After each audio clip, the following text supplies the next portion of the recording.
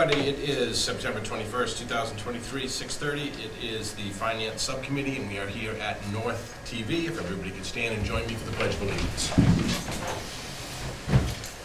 Pledge of Allegiance to the flag of the United States of America and to the republic for which it stands, one nation, under God, indivisible, with liberty and justice for all. Thank you. First up on the agenda is the approval of the minutes. Make a motion that we approve the Finance Subcommittee minutes of August 28th, 2023. Second. I have a motion and a second. Is there any discussion? Seeing none, I will go to a vote. All those in favor say aye. Aye. Opposed? Motion carried. 6-0.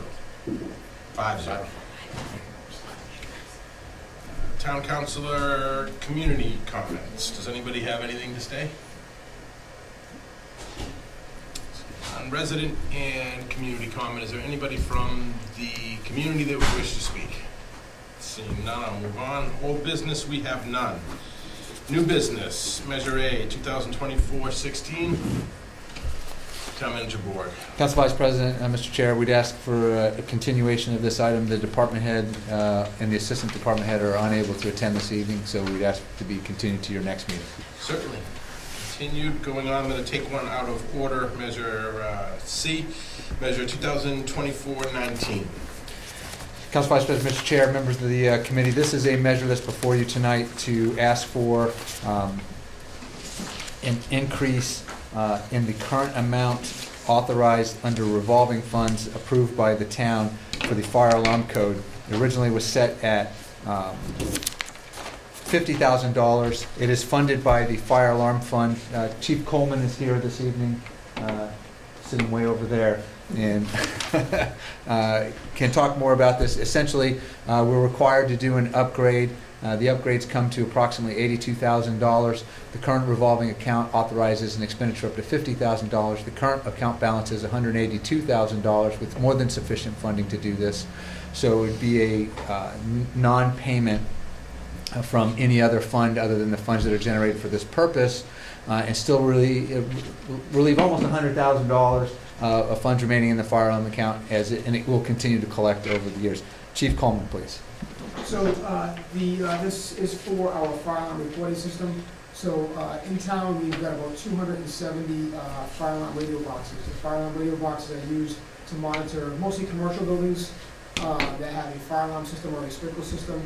We do collect a fee of around $200 for these properties. We bring in about $32,000 a year in revenue from the fire alarm revolving account.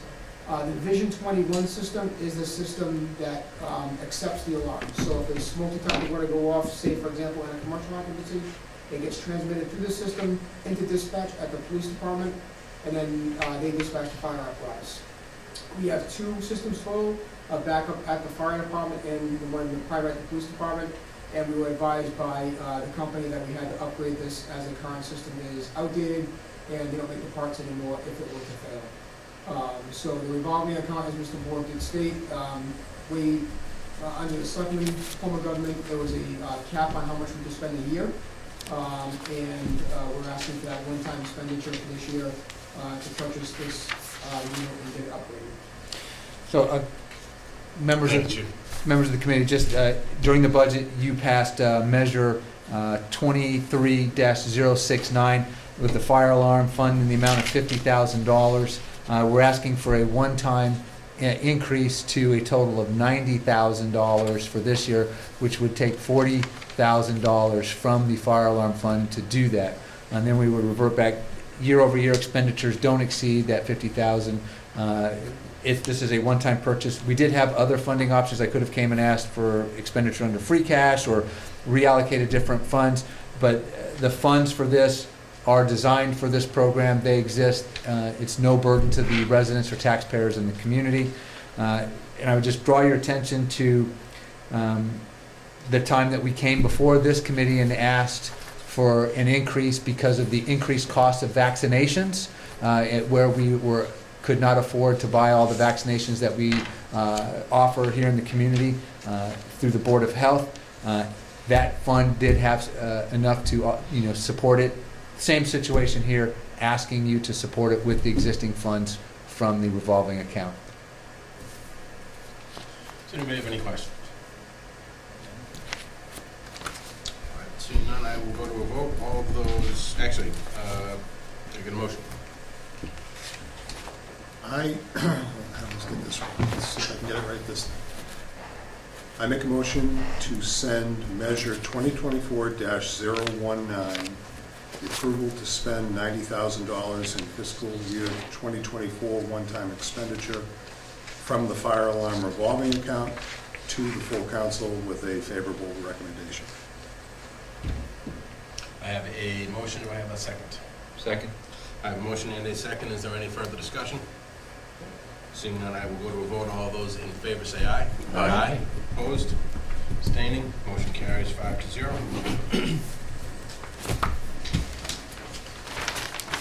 Next up is Measure 2024-018. Mr. Bork. Okay.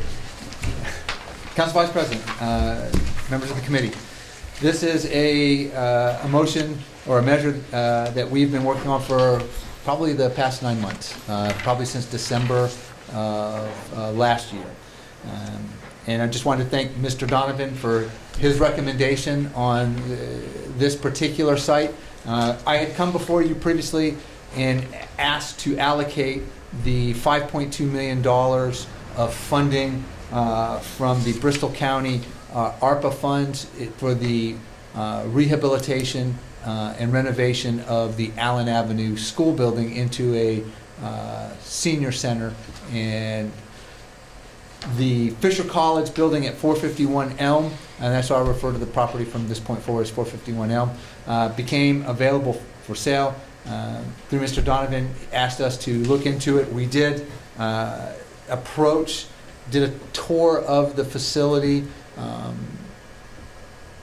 hired and worked with a local real estate agent to represent us, came back and presented that testimony in executive session, which I believe those minutes have been released. Yes. Okay, so those minutes, that's why I can say that, so those have been released. And we had discussions with the town council about the prospects of converting this. We entered in negotiations and submitted an offer that was accepted at $2.3 million. We started at 1.8 and went back and forth on a number of things and issues that we knew existed with the building. We settled at 2.3. At which point we begun our due diligence investigation of the property and an environmental evaluation of that property as well. We got the results back, and you'll have that as the two printouts that you'll have before you in consideration of this item, and we'll walk you through that. But the purchase price would be $2,238,750. That would be completely funded by the Bristol County ARPA allocation to the town, which is in our possession in the bank account for the town currently.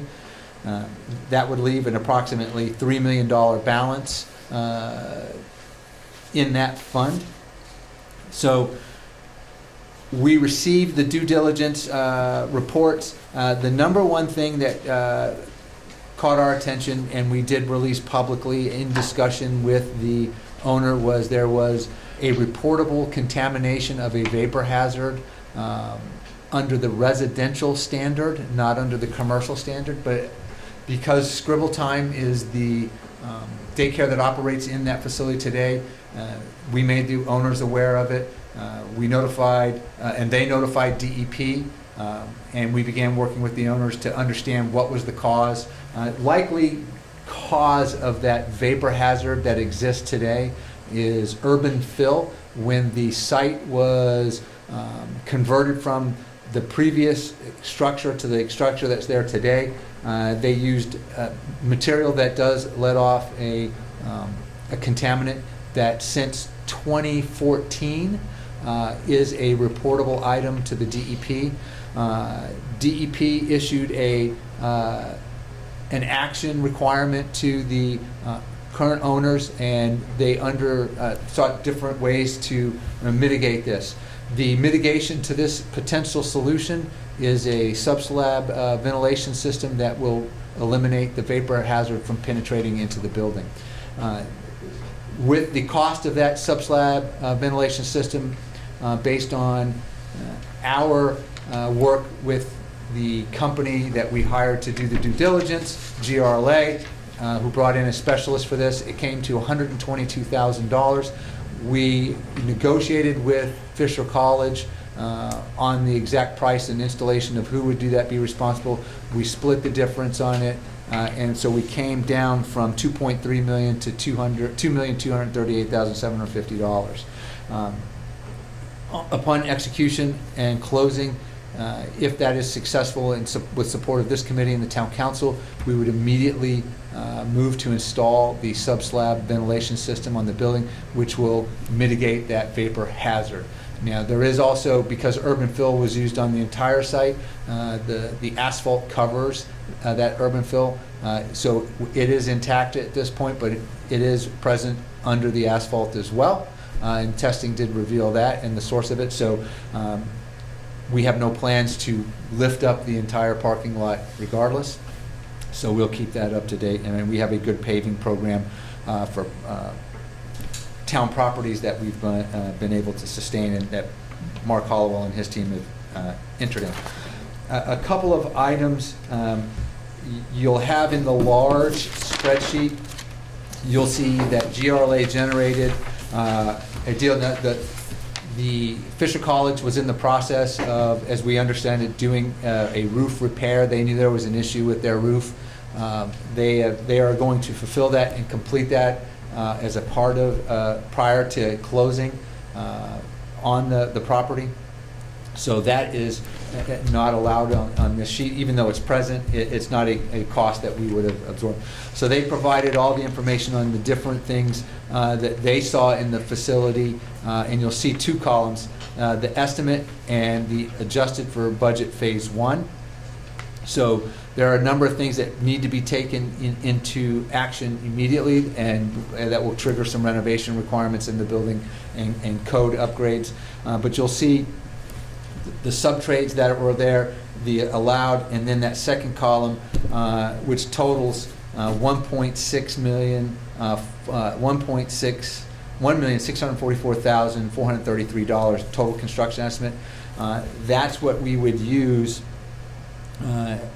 going forward with, in addition to the underslab at $122,533 for a total of $1,766,966 from Bristol County's ARPA funding. So that puts us right near $4 million, a little over north of $4 million with the work that we see that needs to be done immediately. So this is just the owner's rep who we had brought on board when we had the Allen Avenue project, so we were able to retain them and slide it to this project. That's the estimate they have provided. The other aspect of this purchase that I think is relevant to the discussion, and the maintenance cost of that slab ventilation comes to approximately anywhere from $1,200 to $2,500 annually, right? And monitoring, and it will kick out reports that we will feed back to DEP. So that is a very workable number. That will be present as long as that urban fill is present in the building, so there's no remediation by removal of that urban fill because the building's sitting on top of it, so that's just not going to happen, so it will always be there and we'll have that requirement.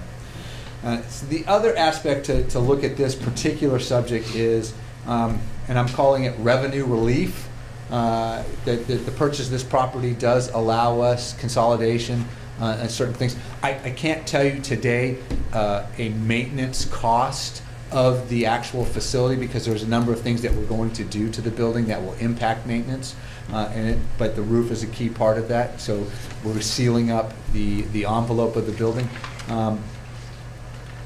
But we will save, right off the bat, $24,000 a year from our current rental of the senior center that we rent from the Commonwealth through the senior center is budgeted for that. We put that in the budget, so that would be an immediate savings. The other aspect of this is the property that we had at Allen Avenue.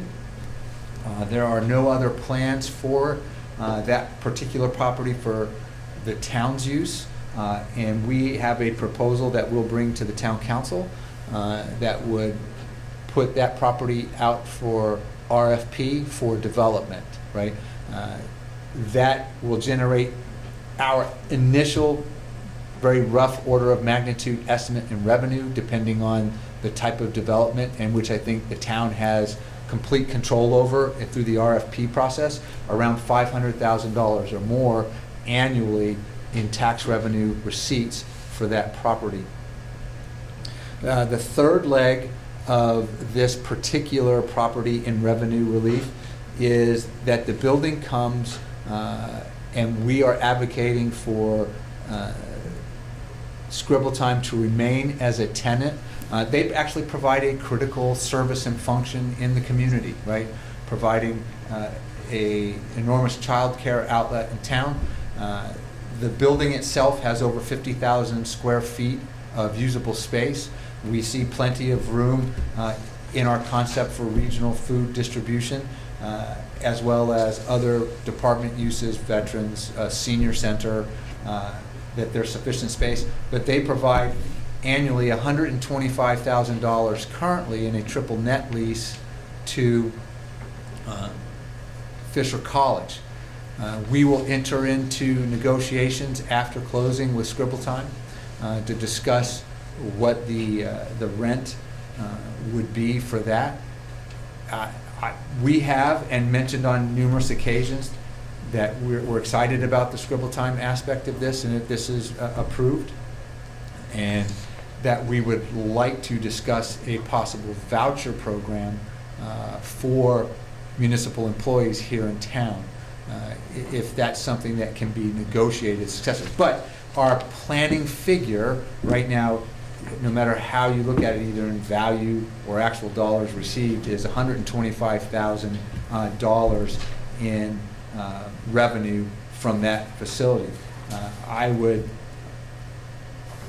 work with the town council and through our facilities program to ensure that that rent does go back and it remains put back into the building to offset any town costs, right? And that serves the best interests of that child care facility as well. So on a very back of the napkin at this point, prior to closing, you're looking at $650,000 potentially annually based on the sale of Allen Avenue, it going on the tax rolls, right? It would be new growth to the town, right? Because it would be redeveloped. And again, that's an estimate on what we might see in tax revenue from that particular one. So a lot of moving parts and pieces to this that still have to, but the opportunity only exists with the purchase. Does the redevelopment of Allen Ave, do you assume that we are selling that property?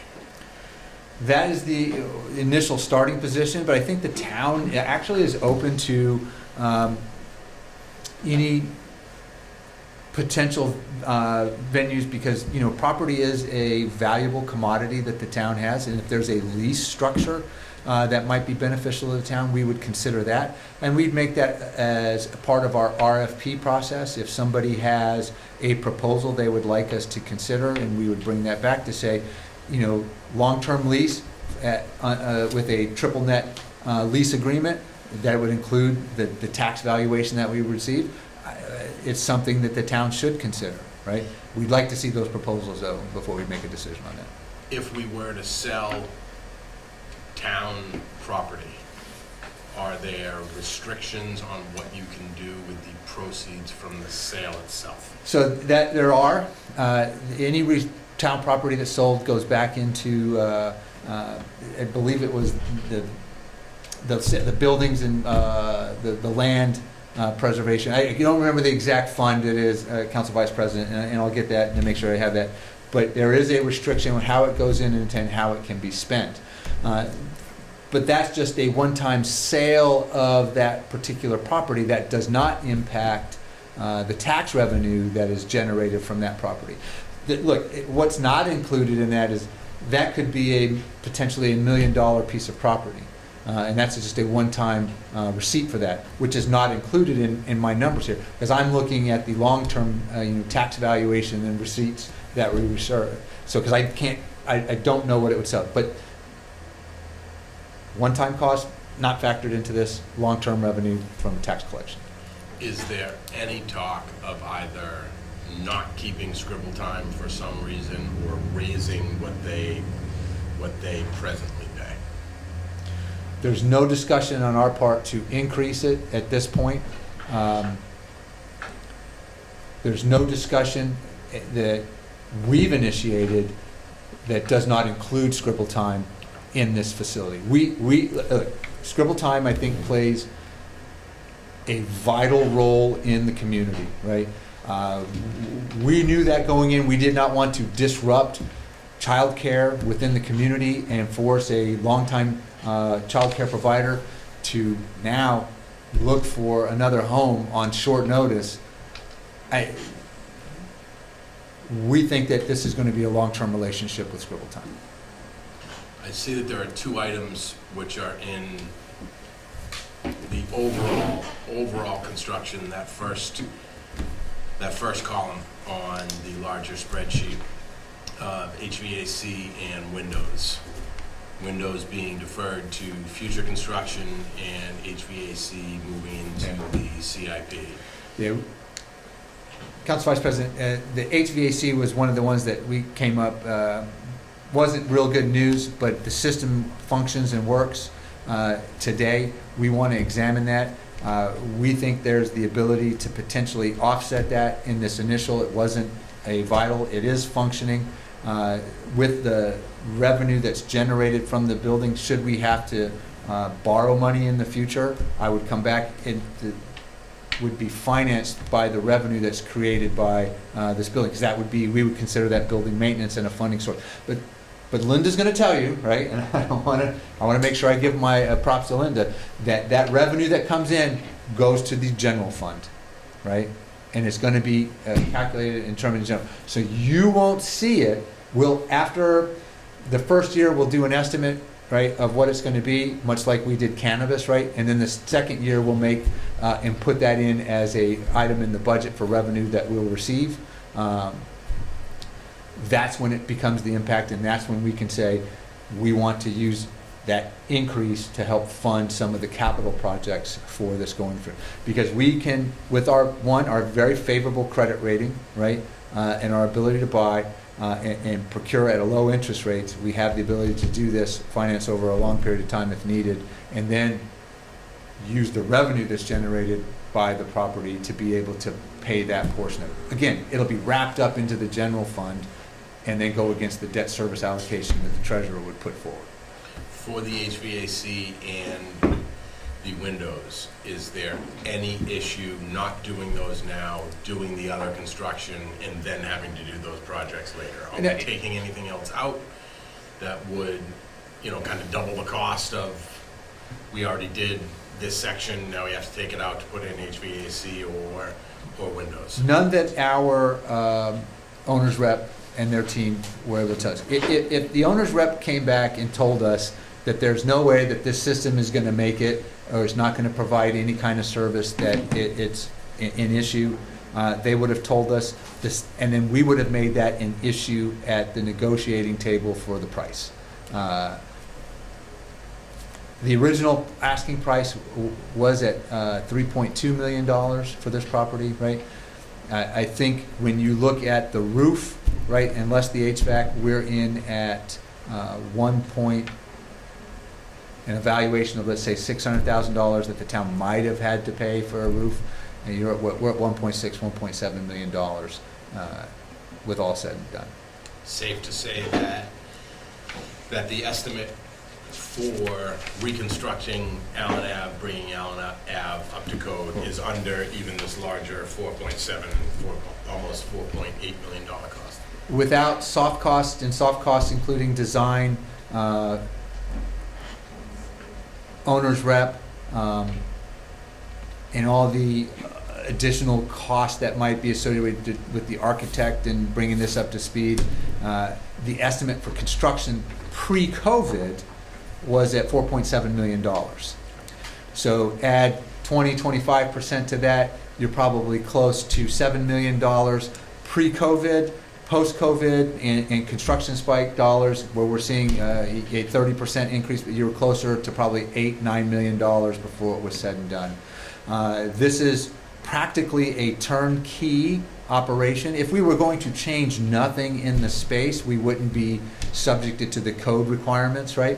But we knew we needed to readjust the space, but it was practically turnkey and walk in, and we could have walked in at $2.238 million and made it work at that. But we do want to make these investments. We do want to reconfigure it. We do want to make it, support the outcome that we're. And I just, again, add, and I can't emphasize this enough, to everybody that's listening, to all the residents of town, that this was federal dollars through the American Rescue Plan Act, right, that it cost the taxpayer. But to sit here and say that it's not going to cost the taxpayers in the future dollars, that would be misleading on my part, because there are. But what you're seeing is the value of this potential procurement by the sale and the tax revenue generated by Allen Avenue, the maintaining of the tenant of Scribble Time in there, produces, and the savings year after year of the not paying the rent to the Commonwealth for the use of the current senior center, really a revenue, in my opinion, a revenue neutral, self-maintaining type of facility. I do not have a renter at the police station, at Public Works, or in Town Hall that is providing us income to help take care of the maintenance. This would be the only facility in town that would have such an arrangement. Do you happen to know the square footage of Allen Ave? Allen Avenue was at 14,000 square feet, not including the 2 modules that were attached to the rear, and are no longer viable. One more time on the 451 Elm Street square footage. Approximately 50,000 square feet. You have a 2-level structure, so you have more space than exists in Town Hall today. The seniors at the present senior center, can they all access all areas of the present senior center to do everything they want to do? There are some ADA or some accessibility issues with the current structure, because the owners had they were not subject to any, because they had not made any modifications. But it does have an existing elevator in the building, and it also has a cash elevator. So interesting twist kind of thing. Don't think that we'll convert that to a regular elevator, but they will have no issues. We do want to add a front ramp to make it accessible. That's probably in some of the funding that we'll put forward as a part of this project, and use the ARPA funding for that as well. So although this is primarily a regional food center, will the seniors have more room here than they do presently? They will have much more room, and it'll all be on the same floor level. And have we spoken to them, reached out to them? Had a made them aware number of these conversations. plans? Council Vice President, we've had a number of conversations with our seniors, right? They are very excited about the possibility of this facility. They are enamored with the location of this facility, right? We also see the potential for an overlap of, the seniors and Scribble Time, that there potentially could be a partnership and activities with the 2 groups. Add in now the Little Big Red Bus, right? And now you've got a easy location for pickup and drop off. You're right on a major transportation line for GATRA. This is a very good move for seniors as well as veterans. Part of our other scope that we see this potentially that we want to examine is creating with the available space, is a one-stop for Health and Human Services. We see that Lenore's Pantry will move from Town Hall, and after flooding this week, we have an impetus and a motivation to make that happen. And the floodwaters came up to the building of 451 Elm, but did not penetrate. The daycare did have to close because they did not have 2 means of egress because of the water. But other than that, there was no damage sustained in the building during the recent activity. So with this potential procurement, the consolidation that will provide an easing of current space at Town Hall that we have, right? And allow us to potentially re-examine how we utilize Town Hall as well. So for all those listening, that was an awful lot of questions from me, and I apologize to everybody else sitting here. We have talked about this for the past 2 years, probably, year and a half anyway, and we've asked those questions numerous times, and now that we are voting to spend the money to buy the property, we just had to ask those questions again. So we all have that information, and we also share that information with the public. In my mind, this is a no-brainer. For all the reasons we just listed. Does anybody have any questions that I did not address when I talked all the time? I'm not familiar with the RFP process. What is that? Sure. Mr. Bork? Counselor, that is the request for proposals.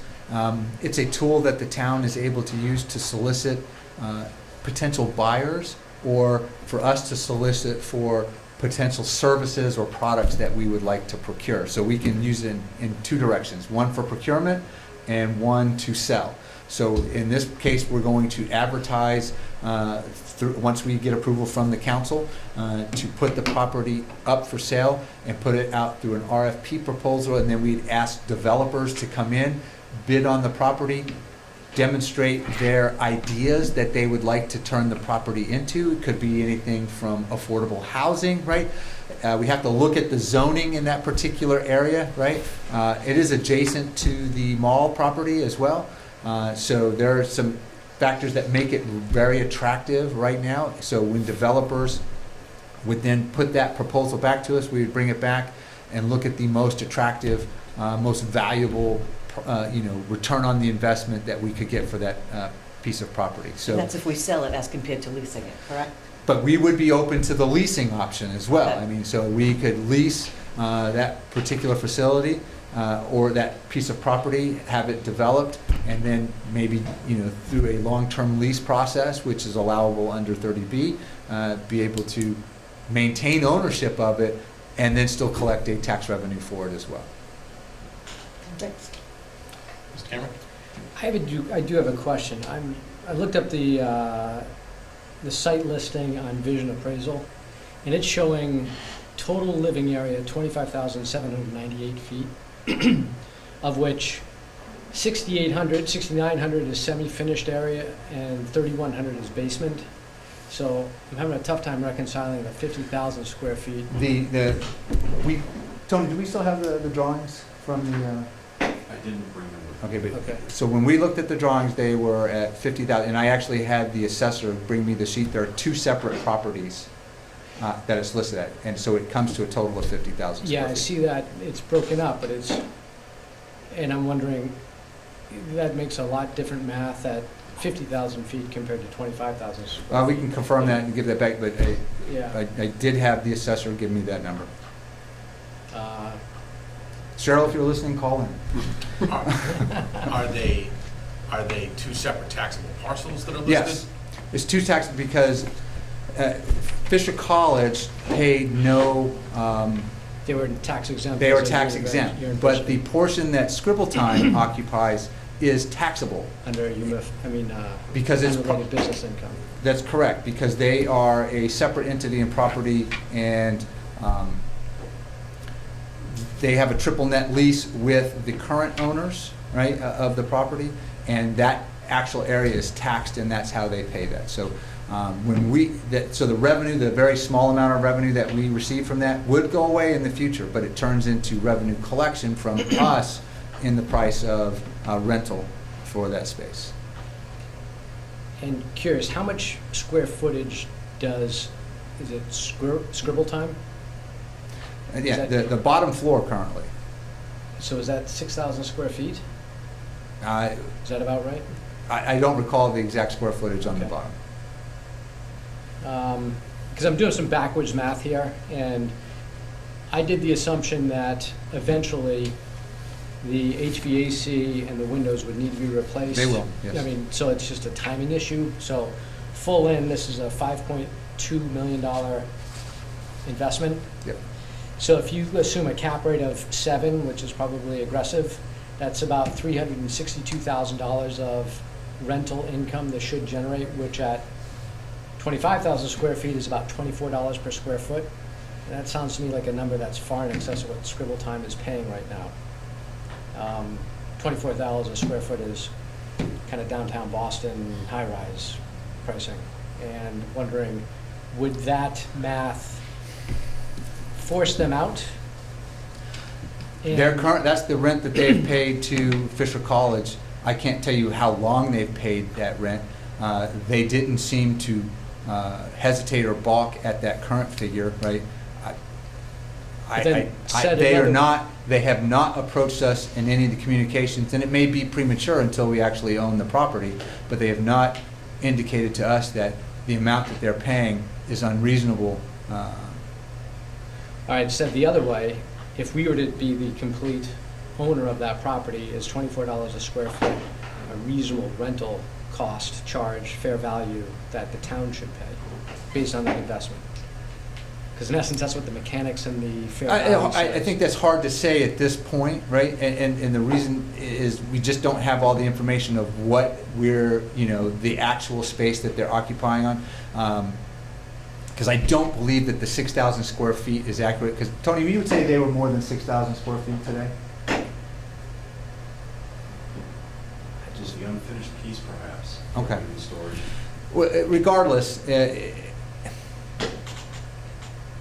part of the discussions that we need to have with Scribble Time is in setting what that exact portion is, offsetting what the town would lose in the assessment of that tax revenue that we're losing in, right? And having the discussion of like service through the voucher program to be able to compensate. So there's a value on childcare that the town may benefit and become an employer of choice, in municipalities and offer a program that, let's say you're a teacher and it's a tool we use to hire teachers and some of the best teachers, that they're, a potential for an offset for childcare. So you drop your child on your way into school, you head up to the school, you pick them up on your way home, and it makes us an attractive employer. I don't know how we put a dollar value on that today, particularly with the schools, right? Because, we give them a budget that the town has little say or control over once we give them a number and put into their coffers. So I can't answer the question outright of, the value and what the negotiations potentially would. I knew they were very excited for us to be Noel, correct? That's correct. I got it right. Noel, who is the proprietor of the organization, was very pleased to saw that the town we'll continue to investigate as we go along, and if there's an issue, of course, we'll bring it back. Can we get, Yeah, 'cause could we get confirmation on Monday about where the 50,000 square foot number came from? Absolutely. and I just have to say that That was from the if it's not assessor's 50,000 cards. square feet, if this is accurate, that's Big. extremely expensive. In my opinion, for that building, if it's not 50,000 square feet. The information came from the assessor's cards, and then I'm pretty sure I've got the number correct. So, Okay. but we confirm that on Monday. Confirm it tomorrow and have it sent to all the members of the committee. Has anybody toured the building? Have anybody seen it? Has anybody toured the building? We've toured the building multiple But times. I mean, anybody here? Has anybody here seen it? I have not, no. Tony, did we have a council member go with us? We did we not? Members of the municipal building committee. A follow-up question? Certainly. Were there any other bidders on the property? We knew it was not a bid process, it was a real estate sale, but we knew that there were other Other interested interested parties in the deal. Okay. But at which point they either fell away or were not considered, I don't have access to that information. And again, again, I'm using the vision appraisal estimate here, which the town has as the tax base for this is $1.4 million. And if that represents, if 2.3 represents the fair value over that, that seems to be a high premium over the tax assessment. So again, we just need some reconciliation on whether this is. So assessed and appraised are two different numbers. Understood, but relative Right. to everybody else, is it a 20% premium of fair value over assessed value for the rest of the community and all? And then I would have to specify, is that just the taxable value of the Scribble Time portion that that's based on, and not the entire building? So we'd have to go back and look at that, and I'd want the assessor to verify that. And the other aspect of this is in the price, please do not forget that there are $600,000 associated with the installation of the roof. So at 2.3 at the original, from the 6 makes it 1.7. So that would be, because it's going to need a roof, we know that. They were planning to do it anyway. Yeah. They could have stopped and not done it. I would have paid probably a higher price with prevailing wage than what they're paying to have it done. So the value comes very close to that if it's at 1.4 to the 1.4 to what we're paying. I will say that when we are valuing properties for a number of legal reasons, we had best have a very good reason that we used assessed value over the actual appraised value, because it's always lower. I don't know how much lower, but it's always Yeah, lower. it's always lower, but should be a consistent margin across all commercial properties. If it's, assessed value is 80% compared to fair value, it should be relatively consistent. And compared to current market conditions, I mean, there are a number of different things in, real estate that drive prices. I mean, if you look at the impact of COVID that it's had on the community, right? Our mean assessed value of a home in the past 3 years has gone from around $400,000 now to almost $500,000 in a very short period of time.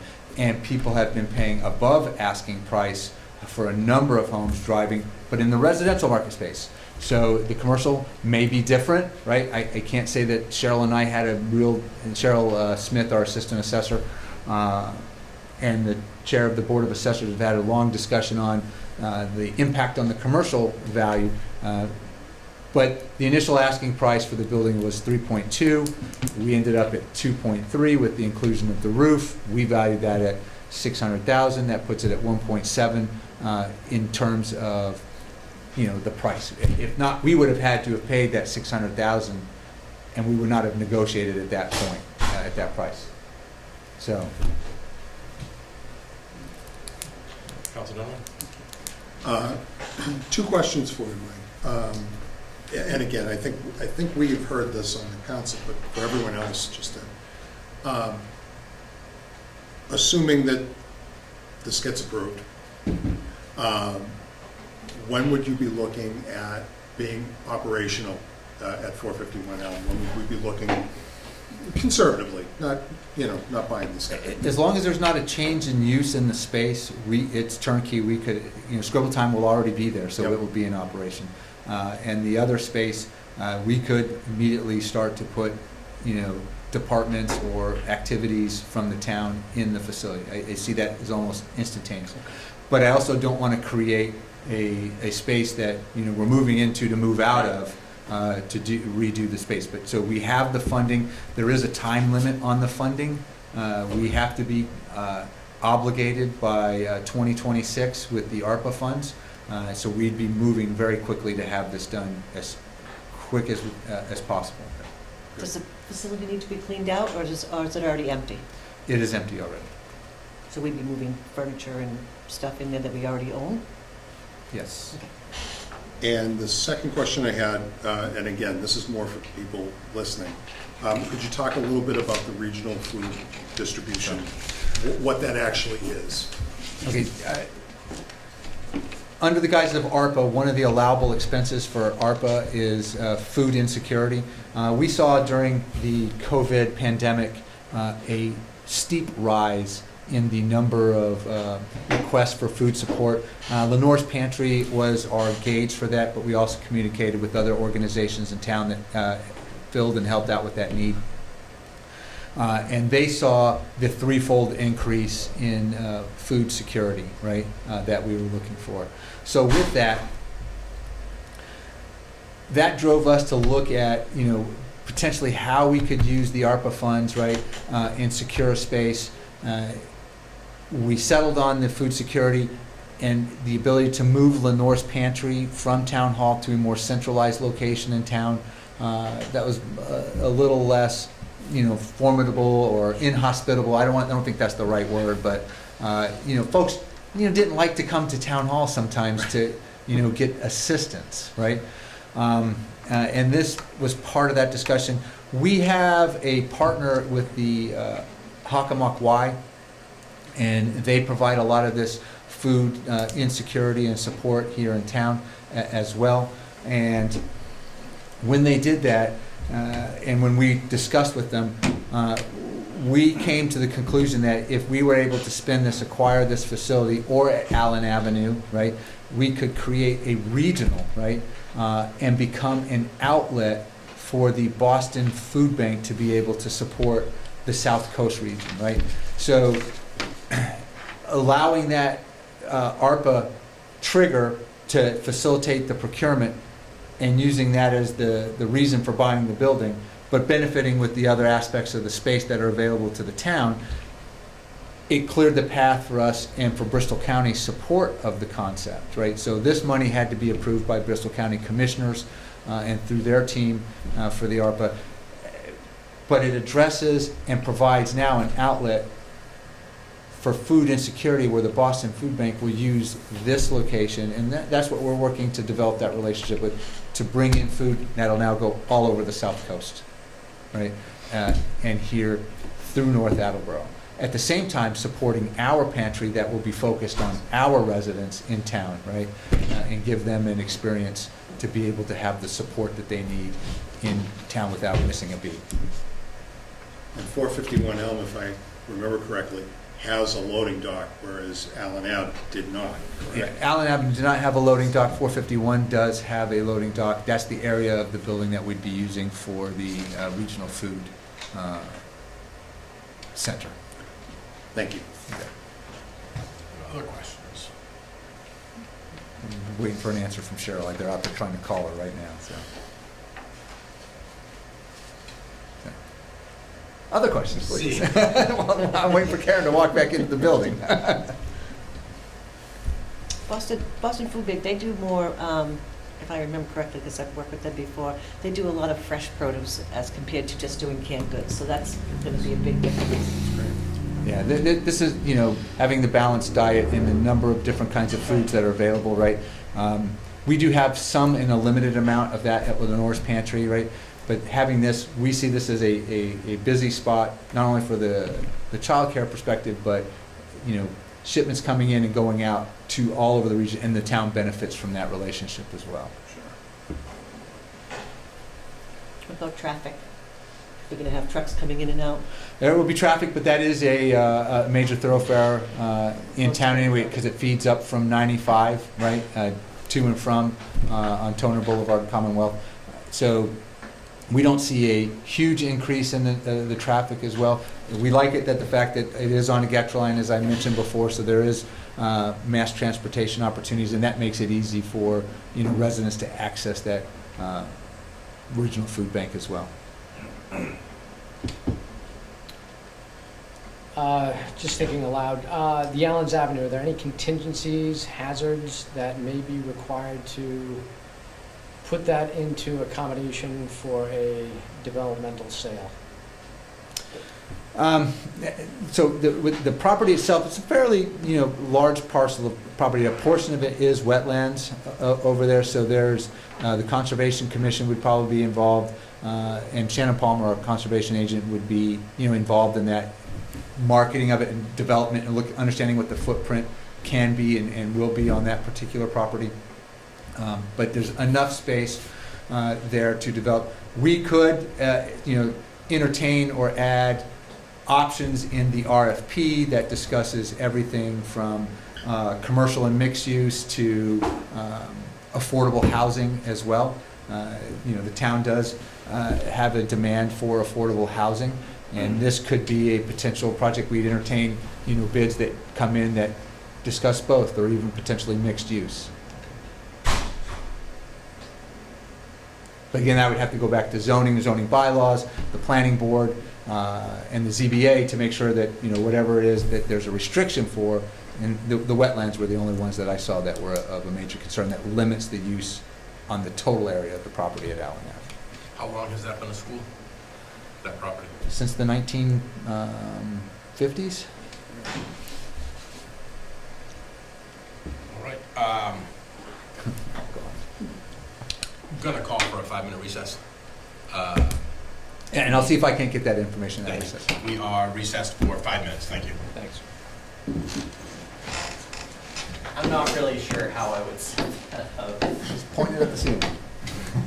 I mean, I could stop recording and mute the audio. All right, thank you. We are back in session. It is, what time? 7:31? 7:31. We are back in session.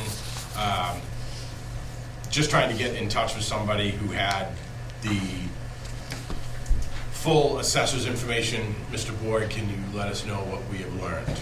So again, a huge shout out to our Assistant Assessor Cheryl Smith for being so responsive, and she was listening, so very thankful for that. But what we were able to determine, and provide, and the where I had commented that it was 50,000 square feet, the property is broken up into 2 levels, right?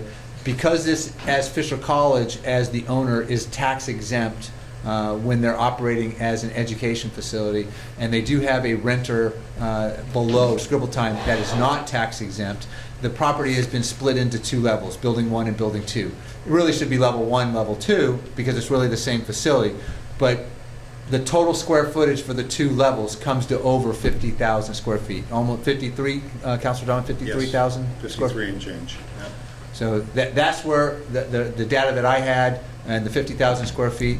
So that's what we would, it's made, and that's what we're purchasing, both levels. Does anybody have anything to add related to the square footage? Does anybody have any further questions, information they would like to present regarding the measure? Okay, seeing none, I will vote. I will ask for a motion.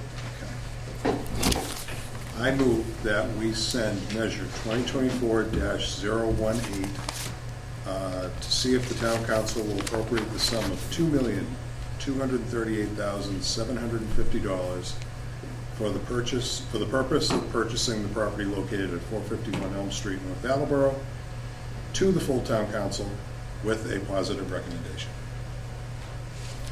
I have a motion. Do I have a second? Second. I have a motion and a second. Is there any further discussion? Seeing none, I will go to a vote. All those in favor say aye. Aye. Opposed? Opposed? 1. Abstaining? No one. Motion carries 4-1.